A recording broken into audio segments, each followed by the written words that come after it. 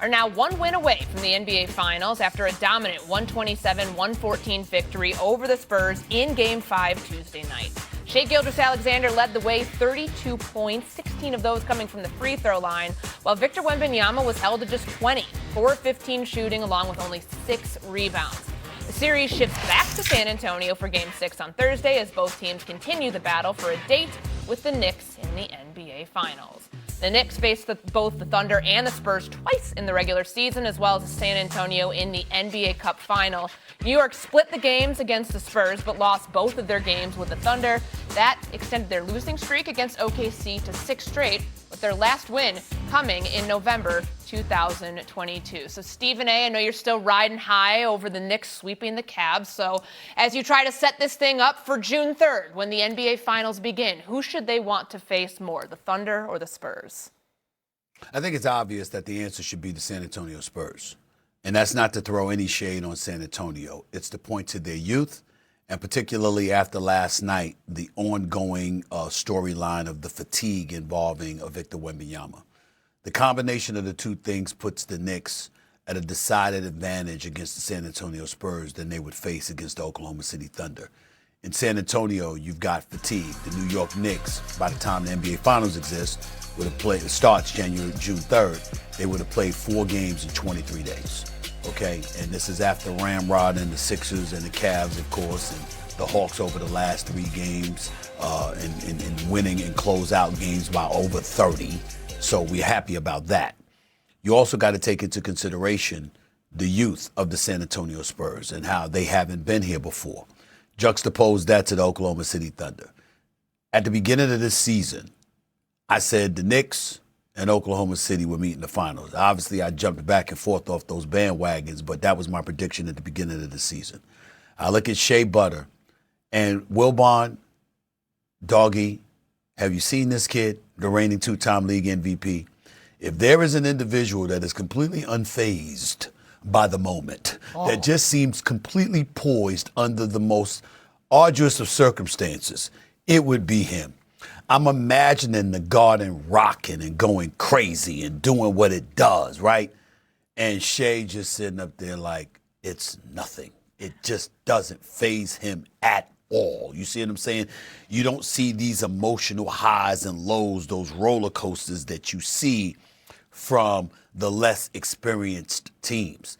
This is Shai Gilgeous-Alexander. This is Shea Butter. I mean, if there is truly an individual who is unflappable, it is him. And they're right now, they got a 3-2 lead. Chances are they're going to go to the NBA Finals. They will be the favorites. They deserve to be the favorites.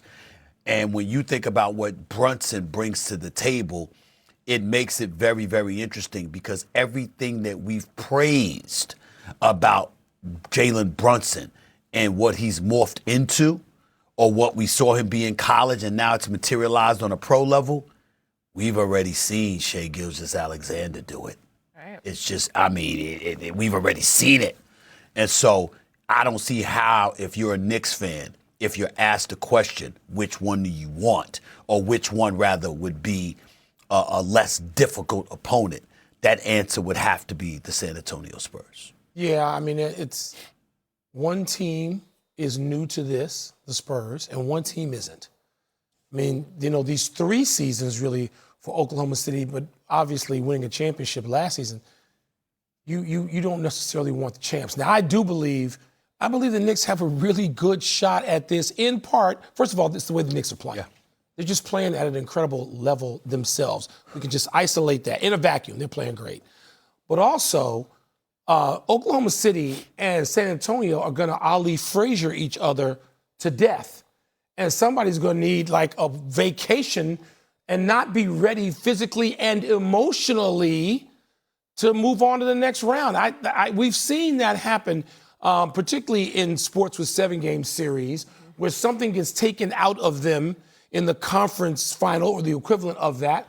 And I wonder about that. Even if Oklahoma City wins this series, and I do expect them to win in Game 7, what are they going to have for the Knicks in Game 1 or Games 1 and 2 before the series then moves to New York, with the Knicks having at least split on the road? So, yes, I think it's San Antonio they would want to see. And San Antonio is nobody's pushover. You better win now. because the Spurs are coming to get you for a long time with the health of that core. So, but right now, I think the Knicks would want the Spurs. 100%. I mean, again, last night, we talked about it already.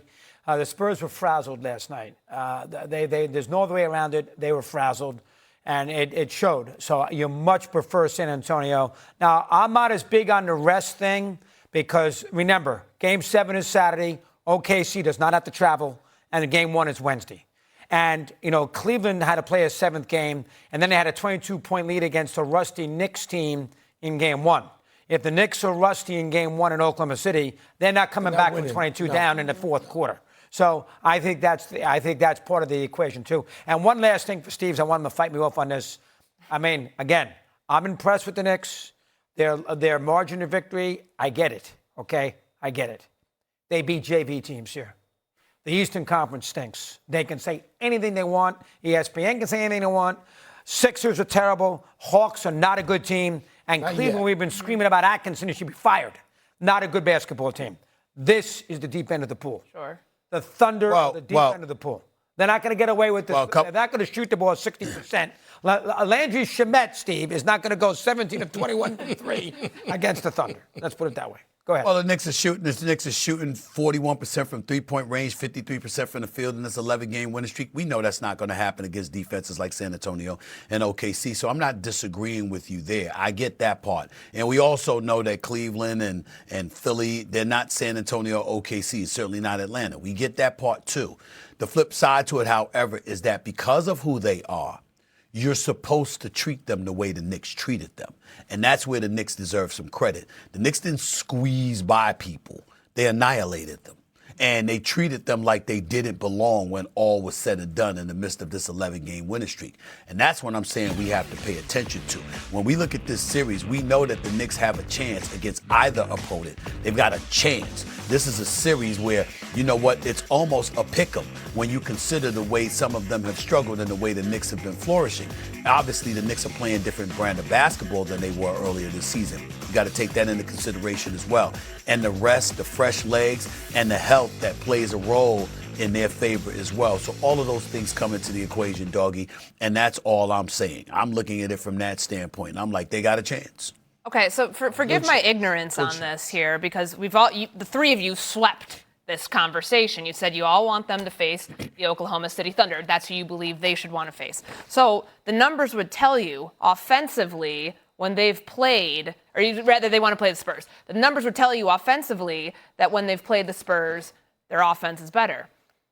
Correct me if I'm wrong here, though. Victor Wembanyama is a tough player to defend. Who are you going to put on him night after night? He's 7'4", guys. You're going to use Robinson and Cat. You're going to do what Oklahoma City's doing now with Hartenstein and Chet. You're going to use size where you can. The Knicks have depth. And nobody's – look, Wembanyama's everything. He's either everything already we think he's going to be, or he's becoming that before our eyes. Okay. We know that. But that team is not ready, I don't think. That team's not ready to get past Oklahoma City in a Game 7, and Oklahoma City, Courtney, or the Knicks. Not yet. You got a lot of people out there. I mean, you only got a couple of guys, Harrison Barnes, you got De'Aaron Fox of San Antonio, who have some big stage experience and not all that deep in the playoffs themselves. Well, Harrison Barnes does. Harrison Barnes, got championship ring. But the rest of them, they don't have that. And when you get on this stage, remember LeBron's first time in the finals? He got taken apart by San Antonio. And it wasn't to suggest anything untoward about LeBron. Sure. He was a fuzzy-faced kid playing grizzled veterans who'd already won, and the Spurs, he was not ready for the Spurs. I think San Antonio. It wasn't just him. He didn't have help. He didn't have help either, Stephen A. He didn't have a team. But as great as LeBron was,